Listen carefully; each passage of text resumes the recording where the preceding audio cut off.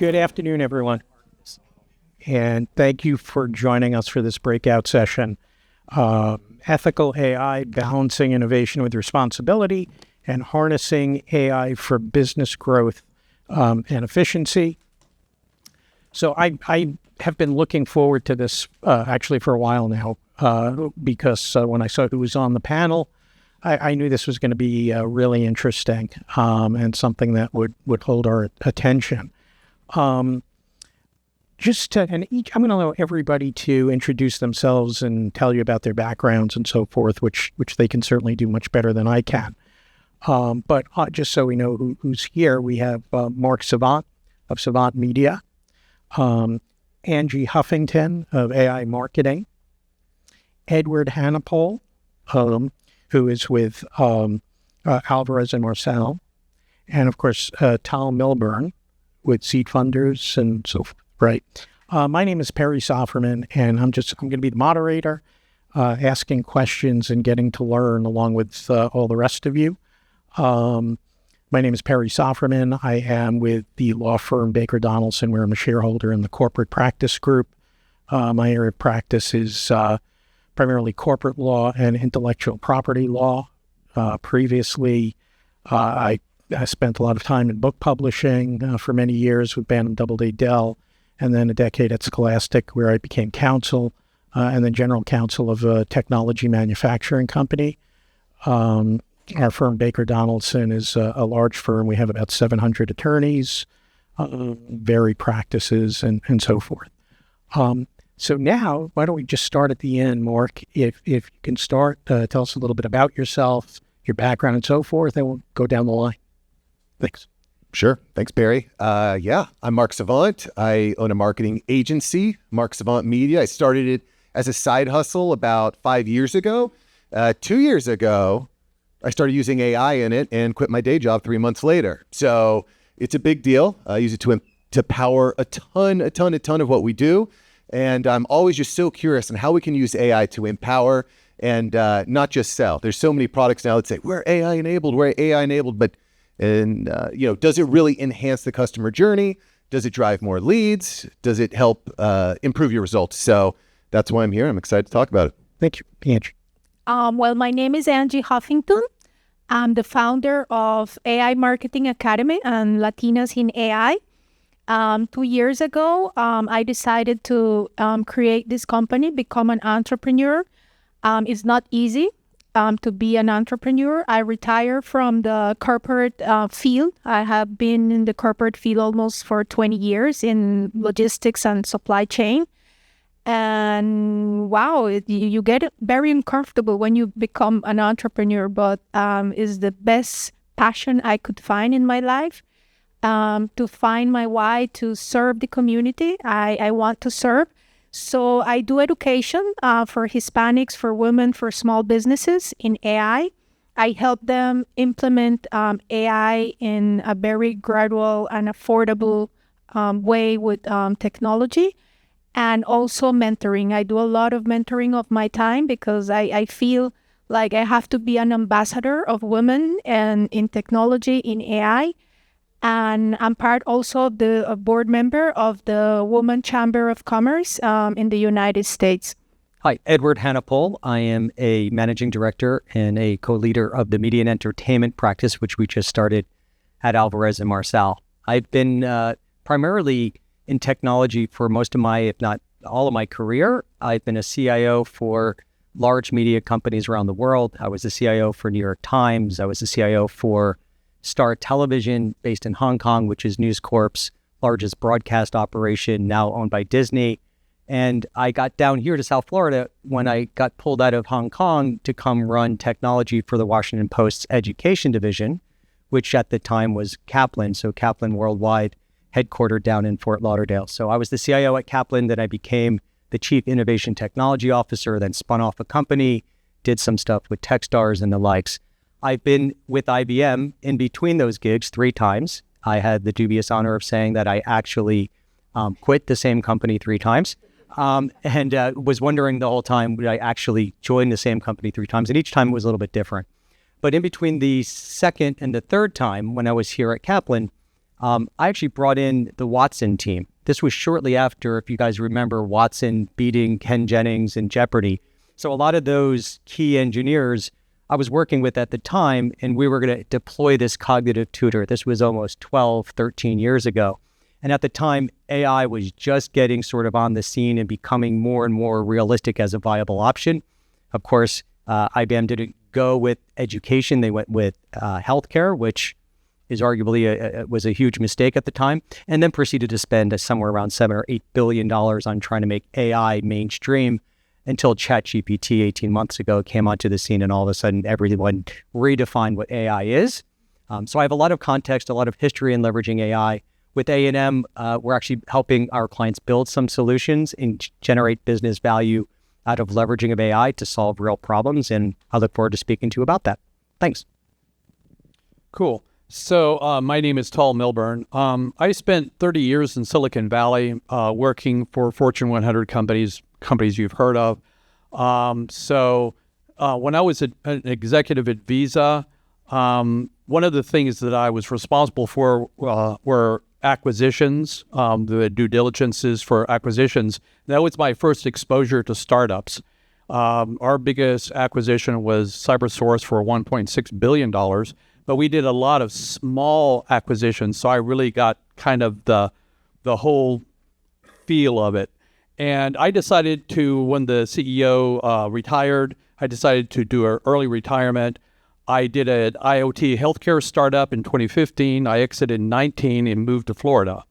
So these days, what I do is I do three things. I'm an AI technologist. I'm still very much in IoT as well as AI.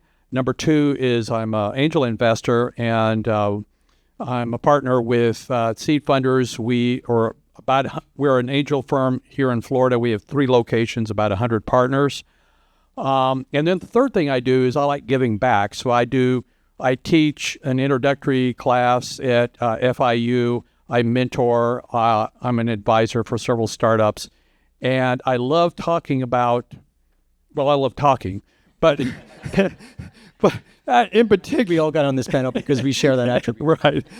But I certainly love talking about AI, and particularly AGI, Artificial General Intelligence. I actually spoke on that last night at Miami AI Salon. I'll be speaking about it again next Wednesday. Anyway, and that includes everything from the technology to the ethics involved when AI is at the same level as human beings.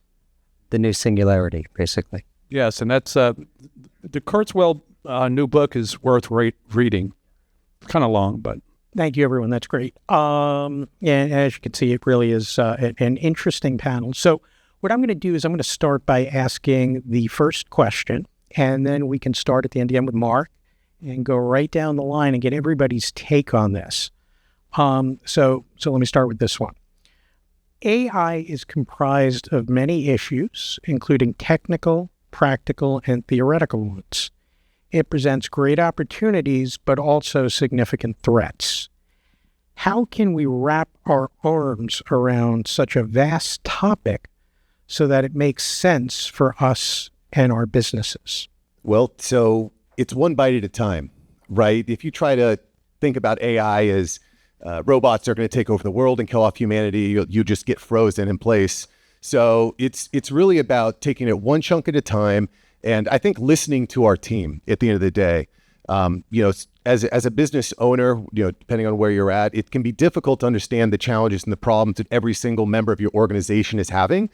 So about a year and a half ago, when I became obsessed with AI because I was able to leave that corporate day job, I started talking to my team and empowering my team and saying, hey, you want to use this tool? Use it. I'll pay for it. Let's try it. Oh, that worked for you? Let's try it over here as well.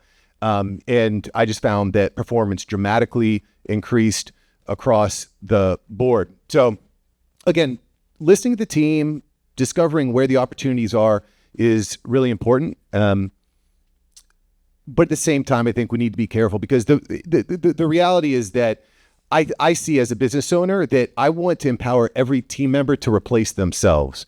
And I say, hey, listen, the work that you're doing now, let's replace that. let's move you up, because nobody wants to be stuck at the same job doing the same thing for the rest of their life. We have an ethical responsibility as business owners to empower our team, to create a vision for our team, and let them know, hey, we're all in this together. So I take that very seriously. I've invested in team members to take courses, to join communities, new softwares, new hardwares. I don't know if I put this on the internet, but I bought new computers for team members that are overseas, subcontractors, because I think that leveraging AI, empowering and keeping that vision for all team members is where we need to be as business owners and leaders.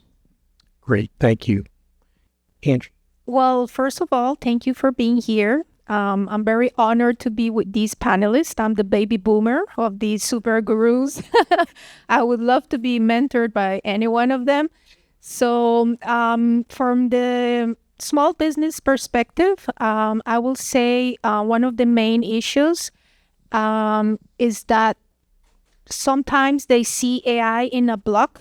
And as Mark was saying, you have to break down what are those tools based on what are those tools that you need in your business based on automation, problems, like how you're going to solve problems with those tools, and also how you're going to manage your data. You have to be prepared before you get to those tools. Also, you have to see AI like another team member, and work with your team so they can be also prepared. I agree that education is one of the most important issues that small businesses have because they're not able to break those barriers of the fear of someone losing their jobs, but it's a balance because it's AI is transforming how we work, how we think, and our workforce is going to change also. So you have to prepare your team to get those new skills, upskilling, reskilling, but be prepared as a team also. And because the team is ultimately who is going to use the tools, and they should always give feedback of how the tool is going to make their job better, how it's going to improve the efficiency in the company. It's not like a tool aside. It's part of the strategy of the company, but also to make workers or the work force even better and grow.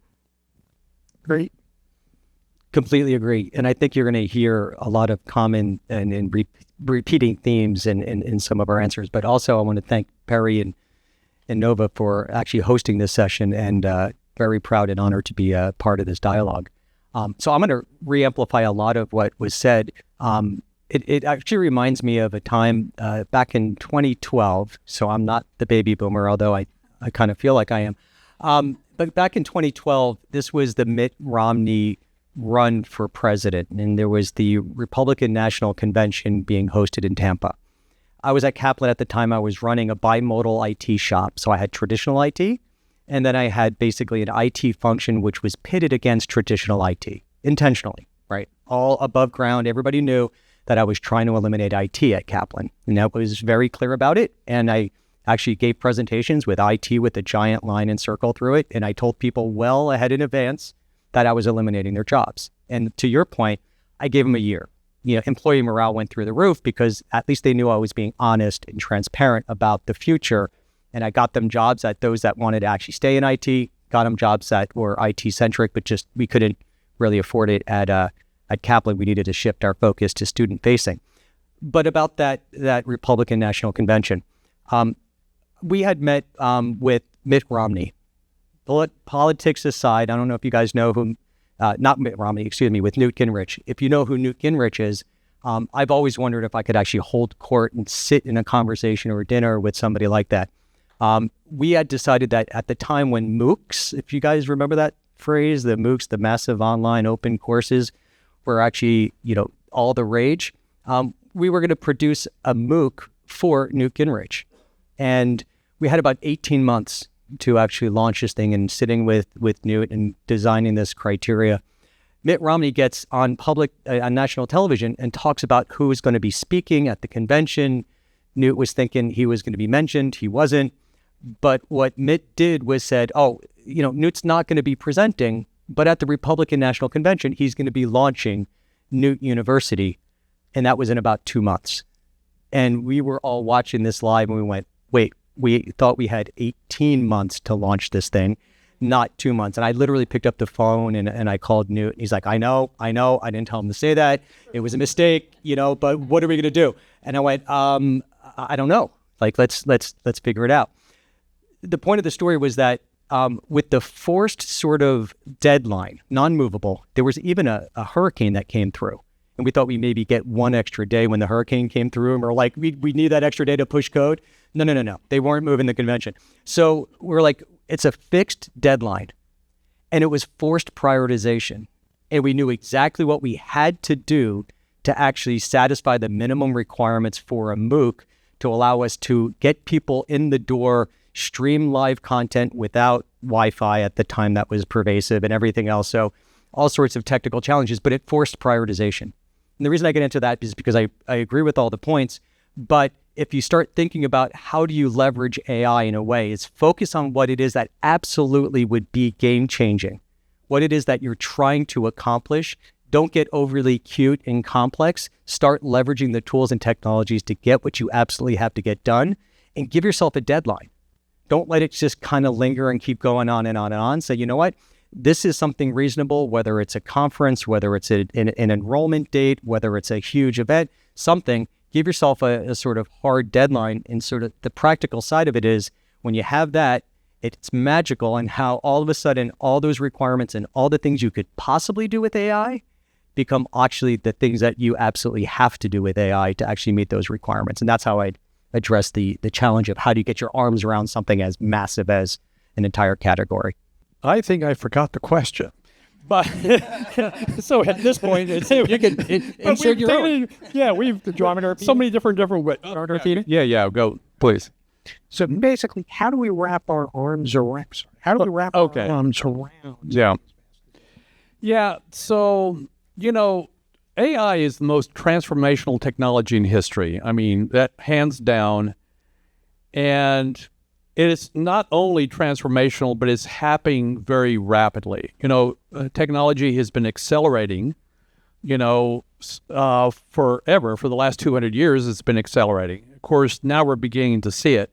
When I, teach a class I only teach seniors and beyond, but those students, when they became freshmen, the world is a different place by the time they graduate college. Okay? And it's only going to get worse. So I feel sorry for them in a way, but in another way, I am so happy for them. I wish, wow, what a time to be alive. So the thing is, you have to learn how to learn. You have to learn how to discern. And in fact, I use 3 words with them. So, and this learn, discern, and participate. And so what can you do? What can your company do is learn, discern, and participate. And what I mean by that is you have to stay informed with what's going on because it's not going to stop for you to catch up. So you want to keep, basically current to the degree that you can. I mean, some people are going to be more technical, some are going to be more social, and everything in between. Discern. Now, this one is incredibly important, and it's not talked about enough, which is there's a lot of misinformation out there. There's a lot of questionable information out there. You open up a YouTube page nowadays, and there's clickbait all over the place. Make $1 million, with GPT in 3 weeks, on and on and on. And so how do you know what's real and what's not real? Well, you have to learn how to discern what is real, what is not real, what is, good, not good, and so forth. And then the third thing is participate. Unlike most technologies that we've experienced in our lifetimes and the lifetime of our ancestors, we have an opportunity to participate. If you're technical, you can do it from an engineering perspective. If you deal with people, you can do it from a social perspective. So there is something for everybody, really, to participate, but participate in the conversation. The last thing I'll say is this. Even though it is transformational and it's incredible about what it can do, it comes with a lot of challenges. And in fact, Professor Lynch at the University of Connecticut, he has a framework that I've added to, listing all the different concerns that start from psychological to psychosocial to social problems. But the thing is that everybody's busy working on these things. For all the benefits, there are some downsides, and people are working on those. So be assured that people are looking at what's going to happen with jobs. How about weaponization of AI? How about dependency on AI? Safety on AI, and so forth and so on. So there are a lot of concerns, but I'm a technical optimist. I hope that you are too. We are working, and we will solve those problems. Thank you, Tal. That's great. Naturally, as a lawyer, I'm inherently pessimistic. But that makes me feel a little bit better. So so let's say once you understand that you feel AI is in fact going to be a useful tool. This is something you've now wrapped your arms around it to some extent, right? How do you implement it? Like, what are your next steps? What are the initial steps now to make it a reality for you for the benefit of yourself and your organization? Mark. Sure. So I'll give, I guess, a couple specific examples of how I've used it. And I think for me, it's really come down to saving me and my team time. How do we intake information and get better output? So I'll give you a couple examples.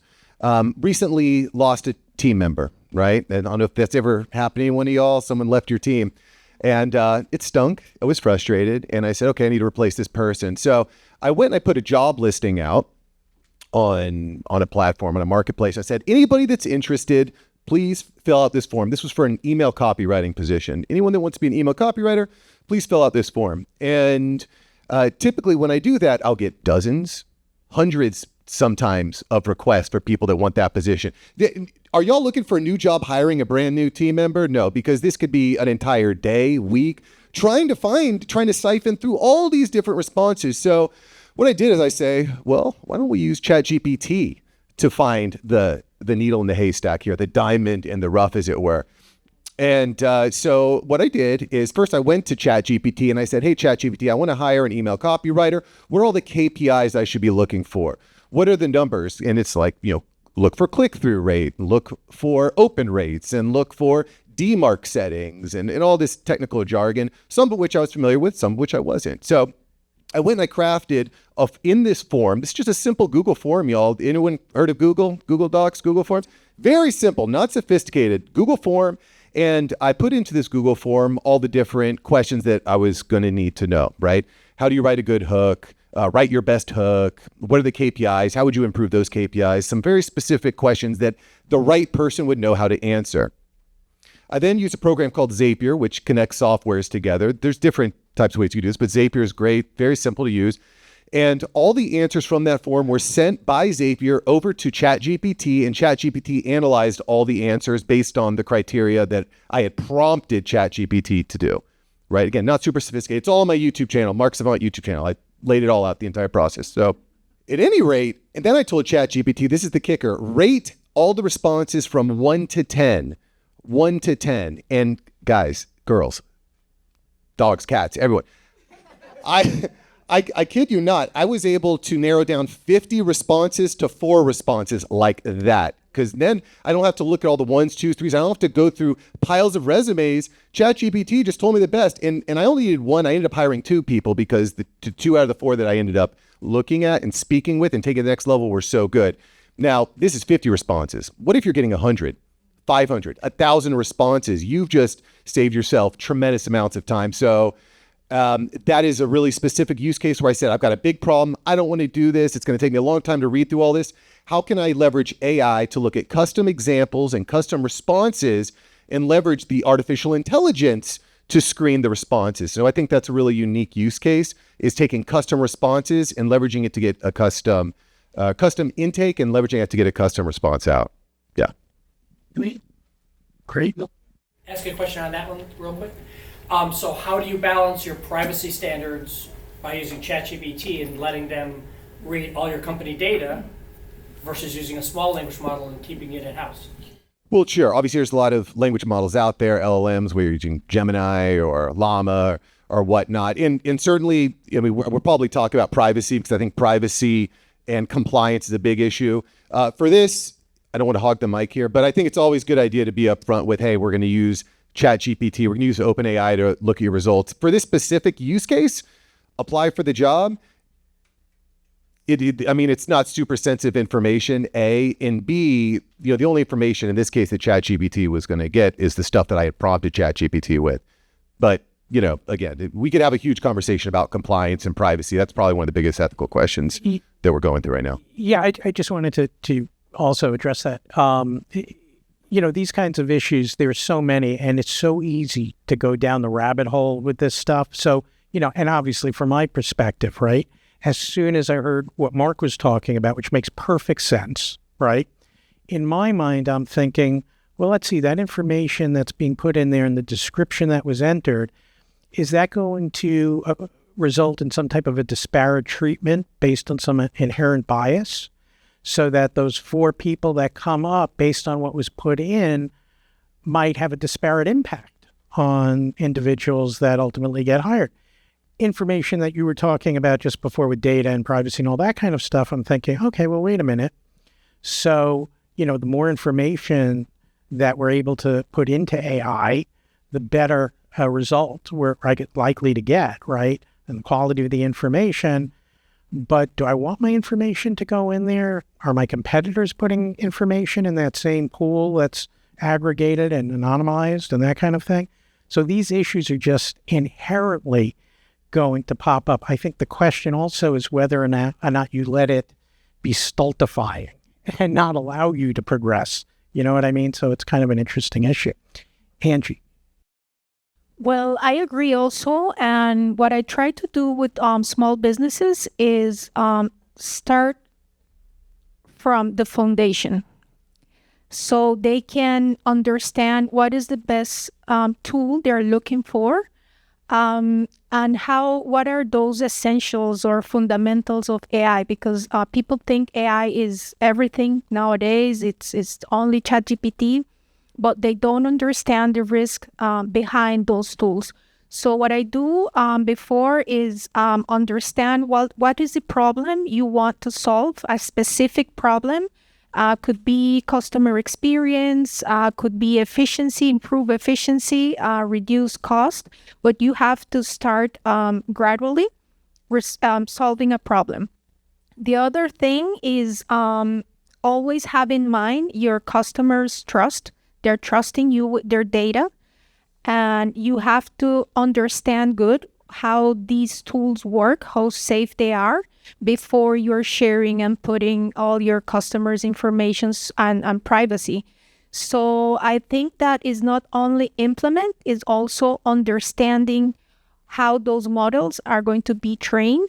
What is the status of your data, so you can reduce biases, you can reduce discrimination, you can reduce also not being inclusive, and the teams should always be inclusive, because a woman perspective is so important, not only for economy and for AI, but for these models to be trained in the time. So that is where I try to focus on small businesses from the root, and always have a roadmap with an expert in AI. You should not miss those steps, because you need an expert, you need companion also in education, and build up the team so they can understand what is the goal of implementing that tool or that AI. Thank you. And the question again was, it was how do you, Actually, take the next. how do you take the next steps? Right. So, because my hourglass is spinning on such amazing comments here. And what goes through my head is, to your question, it's the old trust but verify, right? Because a lot of what happens when you get those results out, first you need to get quite accomplished, at least somewhat accomplished at prompt engineering, right? Knowing how to actually structure a prompt to make sure that you are giving it the right guardrails to be able to formulate a response which is consistent with your value system, that would actually apply the right logic, that could get the results that are consistent with what you would expect, and verify, right? And verify the source of that information and how it is, in fact, making recommendations. And my daughter, when she was 7 years old, this is fascinating, by the way, there's this woman, Mary Lou Henner, an actress on Taxi, I think, right? And she's like one of the few people in the world that has an autobiographical memory. So you could name a date, and you could be like, July 2nd, 1970. And she'll go, oh, that was a Tuesday. I was wearing a pink blouse and I was just getting a sandwich at whatever. And she goes through any of these dates. And I heard her on Howard Stern years ago talking about this. And I was telling my daughter about it. And she immediately jumped to not the, wow, that's incredible. She jumped to the, yeah, but Dad, how does anyone know she was right? It's like, how do you, it's like you could just kind of make that up, other than maybe the date, but it's like, how do you know she had a sandwich and was wearing a pink top or whatever? And it's like, it's the same thing here, which is that you're going to get a response.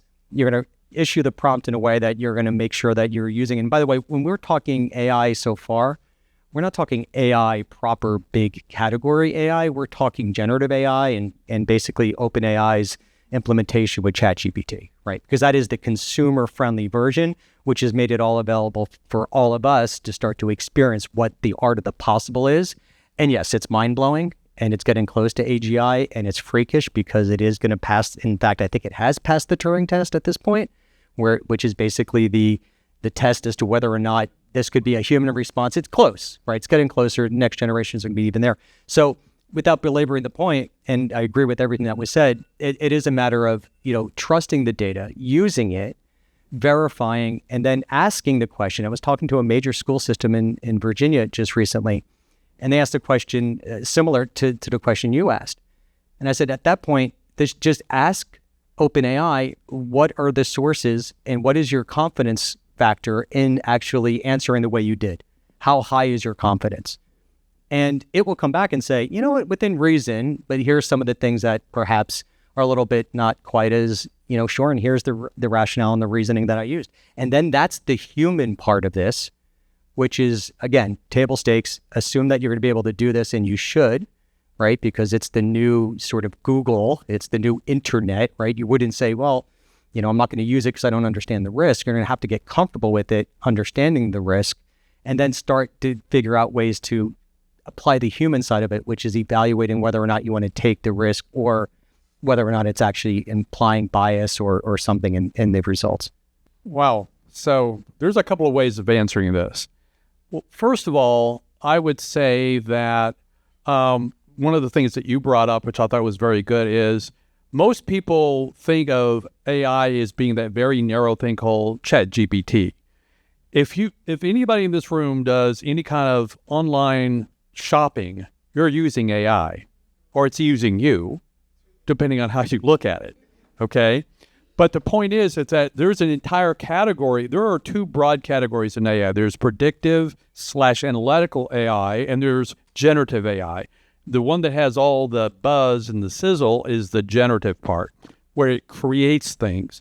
But it's been used for a decade now everywhere. And so you're using it already. So I wanted just to mention that. In terms of being careful and mindful about how you do prompts and whatever, people are going to look at that in 12 months and say, that is so 2024. Because for many of you who are not totally into the AI latest news, there was a major announcement 1 week ago. OpenAI announced GPT-o1. And o1 has the capability of reasoning at a PhD level in physics, biology, and chemistry. Okay? The number of hallucinations that it produces or incorrect answers has gone down significantly. Okay? So some of the key problems that we were having with generative AI, such as accuracy, memory, reasoning, are now being addressed. And it'll be just a matter of months, certainly not that many years, before that won't be the issue. So I wouldn't worry about how to use the AI. It's more about why do you use the AI. So we would generally think, put it in two categories. It either enables your business or it enhances your business.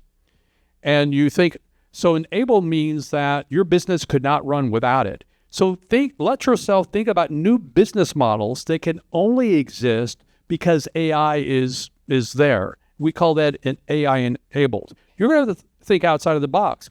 Talk to people who are in the industry to help you think through that. Okay? So don't restrict yourself to how can I make my business better? That's called AI enhancing. Okay? Which is good.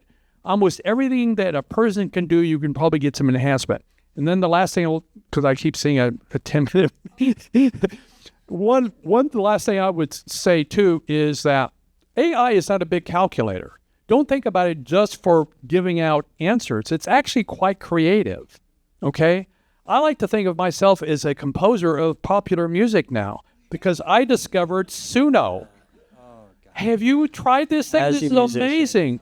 It can compose music. It can write lyrics, and it can sing the songs, and it's as good as a human. It's like, wow.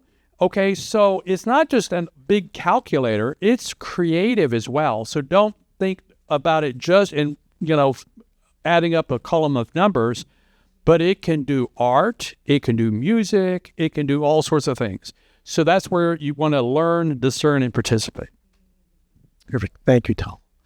And that kind of takes us right to the next question, which is, how do you find the right people to assist you with AI? I mean, because it could be just used sort of in isolation as some type of a marketing, right, tactic or something like that. But how do you, what are the questions that folks and companies, organizations, what kind of questions should they be asking, right? So that they can work with somebody who's going to actually help them implement it, but implement it in a responsible and ethical way as well. So, more. Well, I'll be quick on this one because I think the answer to this is the same as working with any consultant or firm. It's bring data, bring receipts. There's a lot of marketers. I'm in the marketing world, tons of marketing AI solutions out there. And I guess like one example, I had a friend of mine, colleague, who was rolling out an AI chatbot. It was going to be DMing people on Facebook like crazy. Yes, I know you don't like those DMs, but if it converts, if it works, I'm open to it. I want to help my clients make more money. Anyway, he's like, hey, Mark, I got the solution. It's going to DM people at scale. It's going to book appointments. It's going to be beautiful. You should sign up. This is how much it costs. I said, okay, cool. Do you have receipts? He's like, no, I'm turning it on. I'm like, okay, turn it on, and we'll see how it goes. I follow up with him a week later, and I said, how's it going? How are the leads? What's your conversion rate? Are they hot? Are they, where are we at? What are we looking at? Are they closing? He's like, no, I turned it off. I'm like, okay, well, keep me posted, right? So again, trust but verify. Trust but bring data. So that's where I'm at. I would say also work with AI experts that can prove they also apply like responsible AI, because you have to do like a good research. You have to use or partnership with reliable people also, because there's a lot of people out there doing stuff that is not good for businesses, for humanity, for no one. So you always have to do your research. Also, you can work with institutions, organizations, work with your sector. You can work it like a team because it's trying to build up a culture of transparency, of ethical use of AI in the sector, but definitely using good partners, allies, and experts in AI. You certainly want to evaluate whether or not your partner has the experience that you need to solve the challenge that you've identified. So I hate to sound like a consultant in this way, but sometimes it actually just depends, right? And often, like the case study that you even mentioned, a lot of times it's about user experience, not even about the AI. The AI part never gets an opportunity to shine because you kind of forgot all the things you've known forever, which is that user experience matters. Sometimes creative design matters, right? And all sorts of other things like the quality of data. And actually, the business model actually kind of matters, right? Because a lot of times, and we've all been part of those projects, maybe some more than others, amazing technology innovation. I think I have 13 patents and things that nobody ever used because the business model failed. It was before its time, and it was deemed as a failure at the time by this major publisher, but technologically it was brilliant, right? We pat ourselves on the back and saying this was really great work, but it didn't solve a problem that people understood at the time. So in terms of who do you surround yourself with, it depends on where you are on the origin story of what it is you're trying to accomplish. In some cases, you need someone to actually come and help figure out what the actual business model is. Sometimes it's an org redesign, it's a capabilities redesign, it's how do you structure your operations. And then in some cases, yes, it's going to be about how do you leverage artificial intelligence to then solve that challenge. And, those are, I don't want to say easy to vet, but they're going to come with some level of, capabilities and, verifiable cases. And anybody that says that they've been doing this for 10 years is totally full of it, right? Because nobody has. So a lot of us have all started at about the same point in time when the hype curve went through the roof, and we're kind of going into that trough of disillusionment kind of now. But it's about 3 or 4 years old of relevant experience in AI. If you went to IBM and talked about, can you help us with, generating AI models, and it's all about RPA and business intelligence engines and Watson kind of, no. That's not what we're talking about. We're talking a lot about prompt engineering, understanding the API in the protocols in terms of working with OpenAI and solving challenges. And frankly, that's what I do every single day of my life now. But it's about being able to balance between the business, the creative design, the user experience, and then obviously the technical design. Yeah.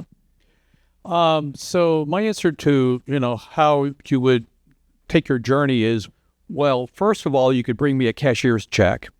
I didn't want to be that crude, but yeah, that too. But other than that, part of the problem is that if you're going to do something that's already been done, that's one thing. And if you want to do something brand new, that's a different thing.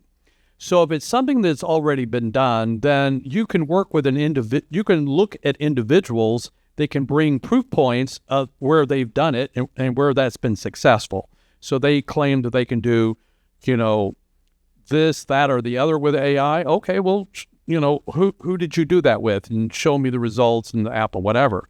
Where it becomes more difficult is you want to do something that's kind of new.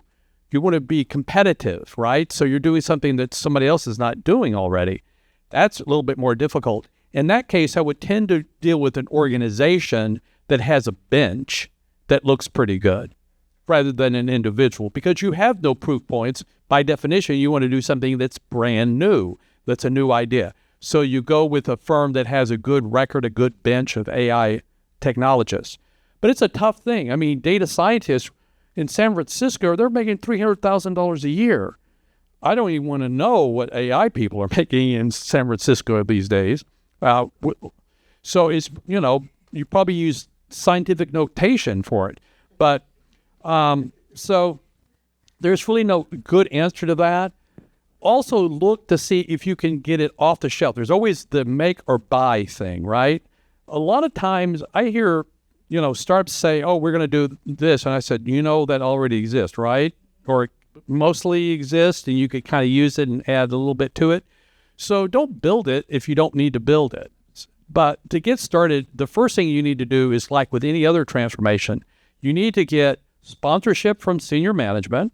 Okay, you need to find a change agent or two.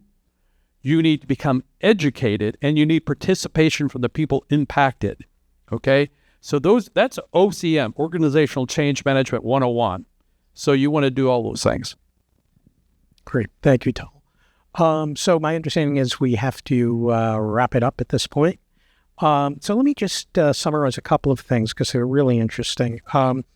First, when we started talking about how you wrap your arms around this stuff, something that Mark had said that was really interesting right away was this idea of like chunking, of having specific goals, not just trying to wrap your arms around the entire thing, but rather taking it piece by piece and being able to move along. And also invest in team members. And that tied into Angie, who was talking about both managing data and the importance of education and developing skills, all right, with your team. Edward had spoken about transparency, prioritization by focusing on key objectives, and also accountability, right? In the story of with Newt Gingrich, how the idea of having to deadlines will often do that. And then Tal was talking about be receptive to learning, and then I love the learn, discern, and participate, right? And then in terms of next steps, obviously due diligence, which I think is always a good thing. Understanding what your goals are and what your objectives are, and being able to apply it by having actually a roadmap and having clearly identifiable goals at the end of the day. So with that, thank you, Mark. Thanks, Angie, Edward, Tal, and thanks everyone for joining us on this. Thank you. Thank you.